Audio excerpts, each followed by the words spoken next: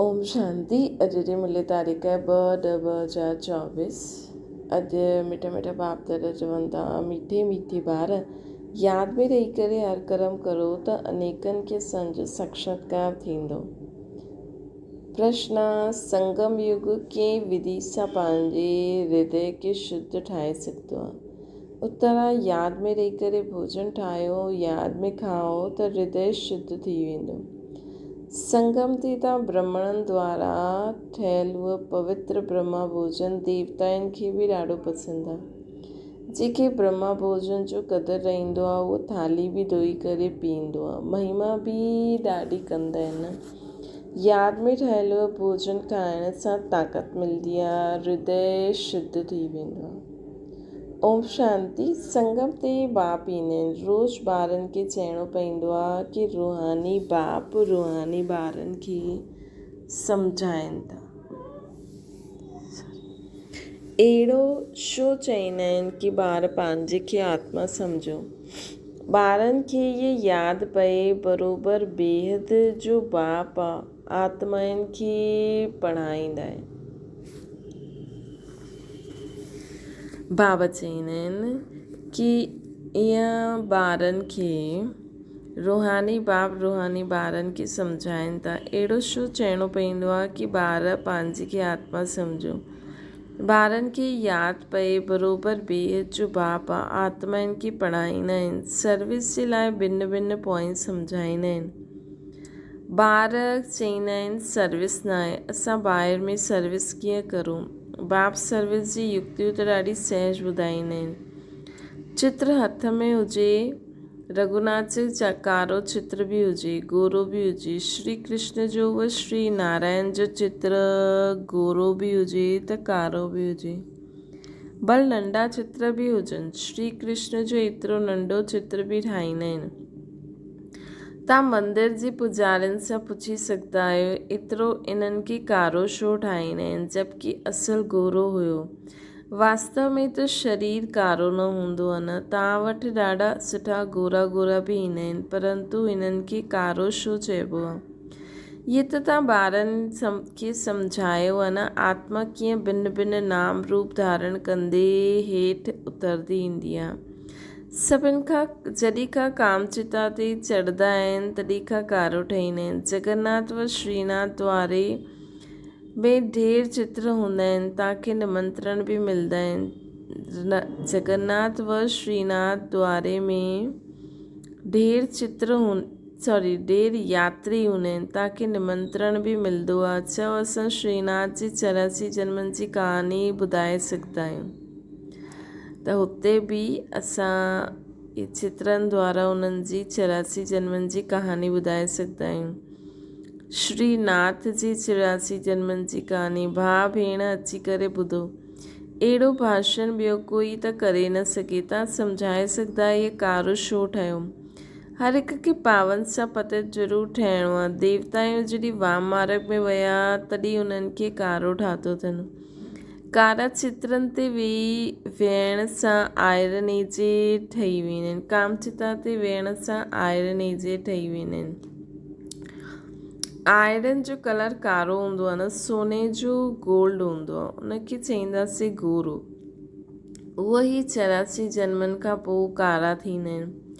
सीढ़ी जो चित्र बि ज़रूरु हथ में हुजे। सीढ़ी बि ॾाढी वॾी हुजे जो कोई परां खां बि ॾिसी सघे सुठी रीति। ॿियो तव्हां सम्झाईंदव कि भारत जी ये गति आहे, लिखल बि आहे उथान ऐं पतन। ॿारनि खे सर्विस जो ॾाढो शौक़ु हुजिणो खपे। सम्झाइणो आहे इहे दुनिया जो चक्र कीअं फिरंदो आहे, golden age, silver, copper, iron.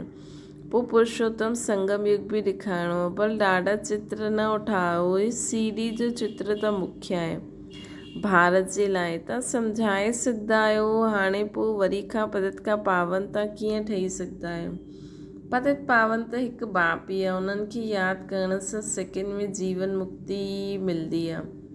तव्हां ॿारनि में सॼो ज्ञान आहे, बाक़ी त सभु अज्ञान में सुम्ही पिया आहिनि। भारत ज्ञान में हुयो त ॾाढो धनवान हुयो, हाणे भारत अज्ञान में आहे त केतिरो कंगाल थी वियो न। ज्ञानी मनुष्य ऐं अज्ञानी मनुष्य हूंदा आहिनि। देवी देवता ऐं दुनिया ऐं मनुष्य त नामी ग्रामी आहिनि। देवी देवता ऐं मनुष्य त नामी ग्रामी आहिनि। सत देवता आहिनि सतयुग त्रेता में, मनुष्य द्वापर कलयुग में। ॿारनि जी बुद्धि में सदैव रहणो खपे। सर्विस कीअं करो? देवी देवता ऐं मनुष्य त नामी ग्रामी आहिनि। देवी देवता हूंदा आहिनि सतयुग त्रेता में, मनुष्य हूंदा आहिनि द्वापर कलयुग में। ॿारनि जी बुद्धि में सदैव रहणो खपे कि सर्विस कीअं करूं, उहो बि बाप सम्झाईंदा आहिनि। सीरी जो चित्र सम्झाइण लाइ ॾाढो सुठो आहे। बाप चवंदा आहिनि गृहस्थ व्यवहार में रहो, शरीर निर्वाह लाइ धंधो आदि त करिणो ई आहे, जिस्मानी विद्या बि पढ़णी आहे। बाक़ी जो टाइम मिले त सर्विस जे लाइ ख़्यालु करिणो खपे। असां ॿियनि जो कल्याण कीअं करूं? हिते त तव्हां ॾाढनि जो कल्याण न करे सघंदा आहियो। हिते त तव्हां ईंदा ई आहियो बाप जी मुरली ॿुधणु, है न। इन में ई जादू आहे। बाप खे जादूगर चइबो आहे। ॻाईंदा बि आहिनि न, मुरली तुंहिंजी में जादू।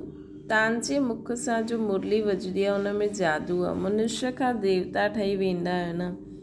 अहिड़ो कोई जादूगर हूंदो न आहे सिवाय बाप जे। गायन बि आहे मनुष्य खां देवता कीअं करत न लागे वार।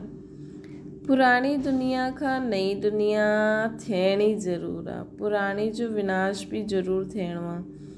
असां हिन समय तां राजयोग सिखंदा आहियो त ज़रूरु राजा बि ठहिणो आहे। हाणे तव्हां ॿार सम्झंदा आहियो 84 जन्मनि खां पोइ पहिरियों नंबर जन्म खपे।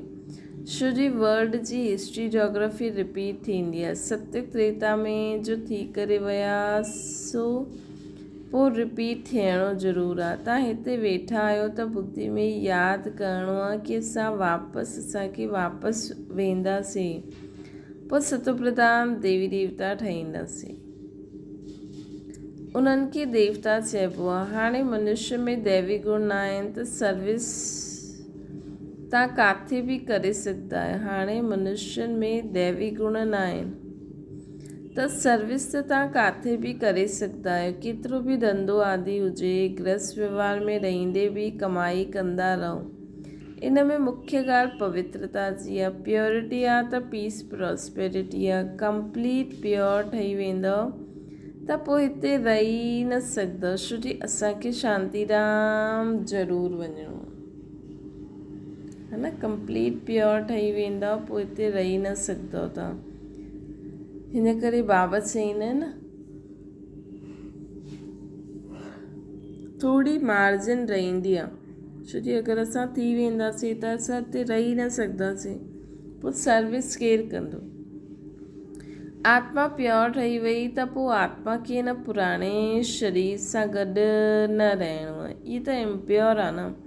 5 तत्व ई इम्प्योर आहिनि। शरीर बि इन्हनि सां ई ठहींदो आहे न। इन्हनि खे मिटी जो पुतलो चइबो आहे। 5 तत्वनि जो शरीर हिकु ख़तमु थींदो आहे, ॿियो ठहींदो आहे। आत्मा त आहे ई। आत्मा कोई ठहिण जी चीज़ न आहे। शरीर पहिरियों केतिरो नंढो हूंदो आहे, पोइ केतिरो वॾो थी वेंदो आहे न। केतिरा ऑर्गन्स मिलंदा आहिनि जंहिंसां आत्मा सॼो पार्ट वॼाईंदी आहे। इहा दुनिया ई वंडरफुल आहे। सभिनि खां वंडरफुल आहे बाप जो आत्माउनि जो परिचय ॾींदो आहे। असां आत्माऊं केतिरी नंढियूं आहियूं। आत्मा प्रवेश कंदी आहे। हर हिकु चीज़ वंडरफुल आहे न। जानवरनि जो शरीर आदि कीअं ठहींदा आहिनि, वंडर आहे न। आत्मा त सभिनि खां नंढी हूंदी आहे। हाथी केॾो वॾो आहे, आत्मा त सभिनि में उहा ई नंढी आहे। आत्मा त सभिनि में उहा ई नंढी आहे। हाथी केॾो वॾो आहे, उन में एतिरी नंढी आत्मा अची करे वेहींदी आहे। बाप त मनुष्य जन्म जी ॻाल्हि सम्झाईंदा आहिनि। मनुष्य केतिरा जन्म वठंदा आहिनि, 84 जन्म त न आहे न।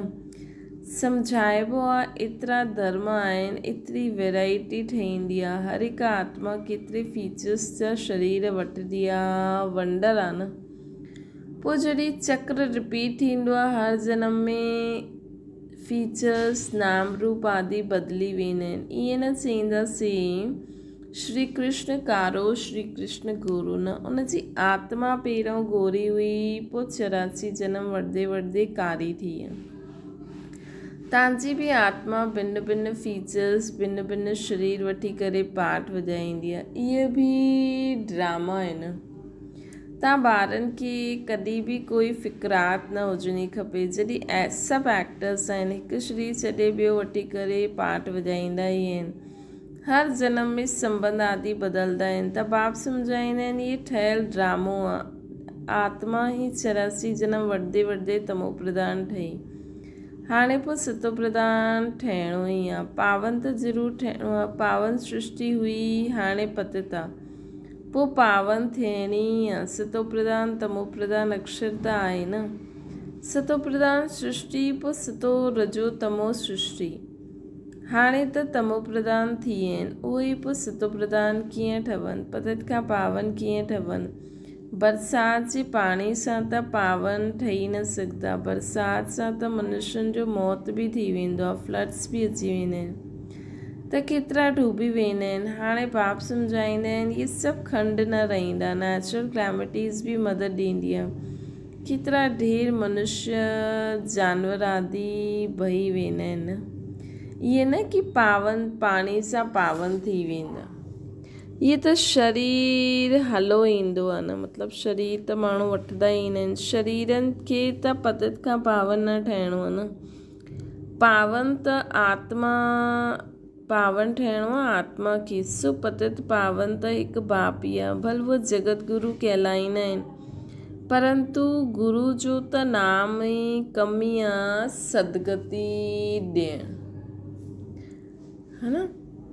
उहो त हिकु बाप ई सदगति दाता आहे। बाप सतगुरु ई सदगति ॾींदा आहिनि, है न। त हुननि खे बि सम्झणो खपे भई गुरु जो कमु आहे सदगति ॾियणु। असां द्वारा कंहिंखे सदगति त मिली न आहे, त असां पंहिंजे पाण खे गुरु कीअं चई सघंदा आहियूं। बाप सम्झाईंदा त ॾाढो रहंदा आहिनि, इहे बि ॿुधंदा आहिनि। गुरु माण्हू बि बाजू में शिष्य खे विहारंदा आहिनि सिखलाइण लाइ। इहे बि उन्हनि जी बाजू में वेहींदा आहिनि। बाप सम्झाईंदा आहिनि त इहे बि सम्झाईंदा हूंदा न। हिन करे गुरु ब्रह्मा नाम रखी छॾियो, नंबर 1 में ईंदा आहिनि। शंकर जे लाइ त चईंदा आहिनि अखि खोलण सां भस्म करे ॾींदो आहे। पोइ उन्हनि खे त गुरु न चईंदासीं। पोइ बि बाप चईंदा आहिनि ॿारनि खे मामेकम यादि करो। कई ॿार चईंदा आहिनि एतिरा धंधा दौरी जी फ़िक्रात में रहंदा आहियूं, असां पंहिंजी खे आत्मा सम्झी बाप खे यादि कीअं करूं। बाप सम्झाईंदा आहिनि भक्ति मार्ग में बि तव्हां चईंदा आहियो हे ईश्वर, हे भॻवान जे यादि कंदा आहियो। यादि तॾहिं कंदा आहियूं जॾहिं कोई दुख हूंदो आहे। मरण समय बि चईंदा आहिनि राम राम चओ। ॾाढे संस्थायूं आहिनि जो राम नाम जो दान ॾींदियूं आहिनि। जीअं तव्हां ज्ञान जो दान ॾींदा आहियो, उहो पोइ राम बोलो राम बोलो। तव्हां बि चईंदा आहियो शिव बाबा खे यादि करो, उहो त शिव बाबा खे ॼाणंदा ई न आहिनि। ईअं ई राम राम चई ॾींदा आहिनि। हाणे इहे बि छो चईंदा आहिनि कि राम चओ, जबकि परमात्मा सभिनि में आहे। बाप वेही सम्झाईंदा आहिनि, माण्हू चईंदा आहिनि जबकि परमात्मा सभिनि में आहे त इहे बि छो था चओ। भई जो असांजे अंदरि वेठो आहे उनखे बार बार उनजो नाम वठी करे उनखे जगायूं था छा? एॾो गहरी नींद में सुम्ही पियो आहे। बाप वेही सम्झाईंदा आहिनि राम व कृष्ण खे परमात्मा न चईंदासीं, उन्हनि खे देवता चईंदासीं। उन्हनि जी बि कलायूं कम थींदियूं आहिनि। हर हिकु चीज़ जी कला कम थींदी आहे। कपिड़ो बि पहिरियों नयो पोइ पुराणो थींदो आहे। त बाप एतिरी ॻाल्हियूं सम्झाईंदा आहिनि, पोइ चईंदा आहिनि मुंहिंजा मिठा मिठा रूहानी ॿार, पंहिंजे खे आत्मा सम्झो, सिमर सिमर सुख पाओ। हुते त दुखधाम आहे। बाप खे ऐं वरसे खे हुते हिते त दुखधाम आहे, हुते त सुखधाम आहे। हिते दुखधाम आहे, इन करे चईंदा आहिनि सिमर सिमर सुख पाओ। बाप खे ऐं वरसे खे यादि करो। यादि कंदे कंदे असांखे अथाह सुख मिलंदो। कला कलेश बीमारी आदि जो बि आहे सभु छुटिजी वेंदी। तव्हां 21 जन्मनि जे लाइ निरोगी ठही वेंदो। कला कलेश मिटिजी वेंदो। 21 जन्मनि जे लाइ असांखे निरोगी ठही वेंदासीं, कल कलेश मिटिजी वेंदो सभु तन सां, जीवन मुक्ति खे पाईंदासीं। ॻाईंदा बि आहियूं परंतु एक्ट में न ईंदा आहिनि, है न, ॻाईंदा बि आहिनि परंतु एक्ट में न ईंदा आहिनि। तव्हांखे बाप प्रैक्टिकल में सम्झाईंदा आहिनि, बाप खे सिमरो त तव्हांजी सभु मनोकामना पूरी थी वेंदियूं, सुखी थी वेंदव। मोचड़ा खाई करे मानी टुकड़ो खाइणु मतिलबु सजा खाई करे रोटी जो टुकड़ो खाइणु, इहे त सुठो न आहे न। सभिनि खे ताज़ा रोटी पसंदि ईंदी आहे। अॼुकल्ह त तेल ई हलंदो आहे, हुते त घी जी नदियूं वहंदियूं। त ॿारनि खे बाप जो सिमरण करिणो आहे, त ॿारनि खे बाप जो सिमरण अर्थात यादि करिणो आहे। बाप ईअं बि न चईंदा आहिनि कि हिते वेही करे बाप खे यादि करो, न, हलंदे फिरदे घुमंदे शिव बाबा खे यादि करो। नौकरी आदि बि करणी आहे, बाप जी यादि बुद्धि में रहणी खपे। लौकिक बाप जा ॿार नौकरी आदि कंदा आहिनि त यादि रहंदो आहे न। कोई बि पुछंदो आहे त झटि ॿुधाईंदा आहिनि असां कंहिंजा ॿार आहियूं। बुद्धि में बाप जी प्रॉपर्टी बि यादि रहंदी आहे। तव्हां बि बाप जा ॿार ठहिया आहियो त प्रॉपर्टी बि यादि आहे न। बाप खे बि यादि करिणो आहे। ॿियो कोई सां संबंध न आहे।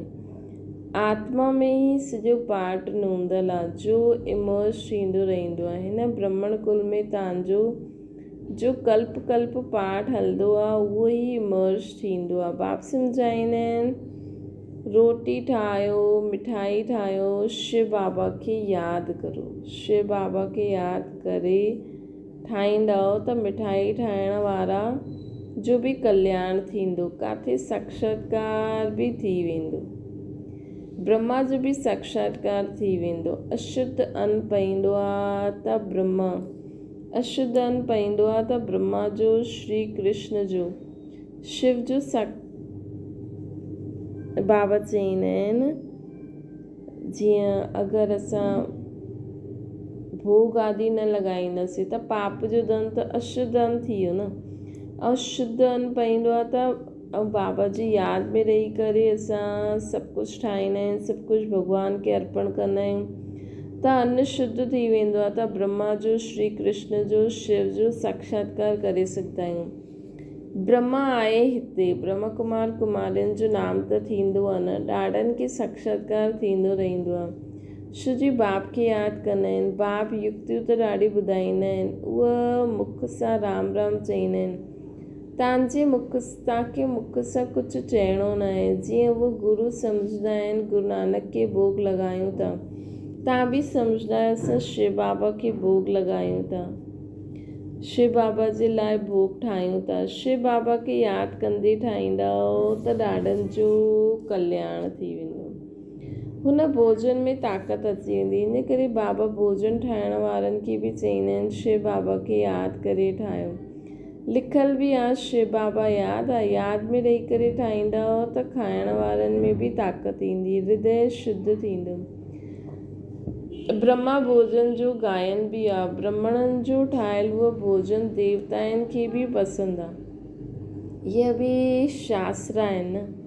ब्राह्मणनि जो भोजन ठाहियलु उहो खाइण सां बुद्धि शुद्ध थी वेंदी आहे न। बाबा जो ठाहियलु उहो भोजन बाबा जी यादि में ठाहे करे खाईंदासीं, ॿियनि खे खाराईंदासीं त सभिनि जी बुद्धि शुद्ध थी वेंदी, ताक़त रहंदी आहे न। ब्रह्मा भोजन जी ॾाढनि की महिमा आहे। ब्रह्मा भोजन जो जेके क़दुरु रहंदो आहे उहो थाली धोई करे बि पी वठंदा आहिनि, ॾाढो ऊच सम्झंदा आहिनि। भोजन बिगैर त रही न सघनि। फैमिन में भोजन बिगैर मरी वेंदा आहिनि। आत्मा ई भोजन खाईंदी आहे, आत्मा ई भोजन खाईंदी आहे। टेस्ट त आत्मा ई वठंदी आहे न। इन ऑर्गन्स द्वारा सवादु उहा वठंदी आहे। सुठो बुरो आत्मा ई चईंदी आहे। इहे ॾाढो स्वीट आहे, ताक़त वारो। अॻियां हली जीअं तव्हां उन्नति खे पाईंदव उहो भोजन बि तव्हांखे अहिड़ो मिलंदो। इन करे ॿारनि खे चईंदा आहिनि शिव बाबा खे यादि करे भोजन ठाहियो। बाप जो सम्झाईंदा आहिनि उन्हनि खे अमल में लाइणो खपे। तव्हां आहियो पीअर घर वारा, वेंदा आहियो ससुर घर। सूक्ष्म वतन में आपस में मिलंदा आहियो पीअर घर ऐं ससुर घर वारा। भोग खणी वेंदा आहिनि न, देवताउनि खे भोग लॻाईंदा आहियूं। देवता ईंदा आहिनि, तव्हां ब्राह्मण उते वेंदा आहियो, उते महफ़िल लॻंदी आहे न, है न। देवता ईंदा आहिनि, तव्हां ब्राह्मण उते वेंदा आहियो, पोइ हुते महफ़िल लॻंदी आहे। अच्छा, मीठी मीठी सिकी लॻंदी ॿारनि प्रति माता पिता बाप दादा जो यादि प्यार और गुड मॉर्निंग। रूहानी बाप जी सभिनि रूहानी ॿारनि खे नमस्ते। असांजी बि रूहानी माता पिता बाप दादा खे यादि प्यार गुड मॉर्निंग ऐं नमस्ते।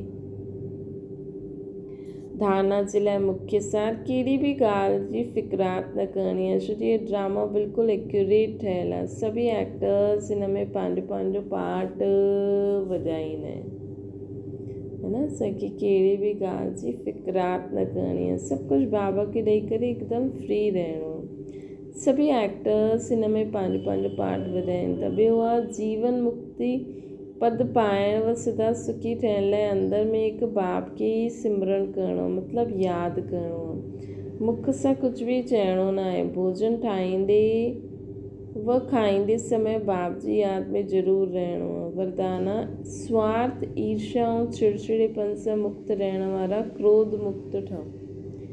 कोई भी विचार भले ॾियो, सेवा जे लाइ स्वयं खे ऑफर करो, लेकिन विचार जे पुठियां उन वीचार खे इच्छा जे रूप में बदिली न करो। जॾहिं संकल्प इच्छा जे रूप में बदिलंदो आहे तॾहिं चिड़चिड़ोपन ईंदो आहे। लेकिन निस्वार्थ थी करे वीचार ॾियो, स्वार्थ रखी करे न। मां जो चयो उहो थियणो ई खपे, ईअं न सोचो। ऑफर करो, शो शाम में न वञो, न त उहा ईर्ष्या घृणा हिकु साथ ईंदी आहे। स्वार्थ या ईर्ष्या जे कारण बि क्रोध पैदा थींदो आहे। हाणे इन सां बि मुक्त ठहो।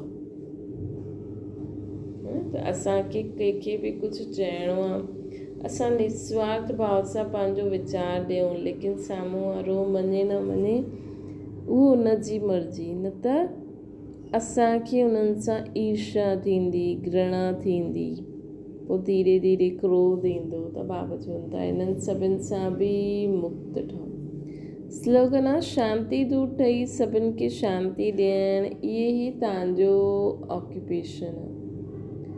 शांती दूत ठही करे सर्व खे शांती ॾियणु, इहे ई असांजो ऑक्यूपेशन आहे। अच्छा, ओम शांति। बाबा खे यादि करो।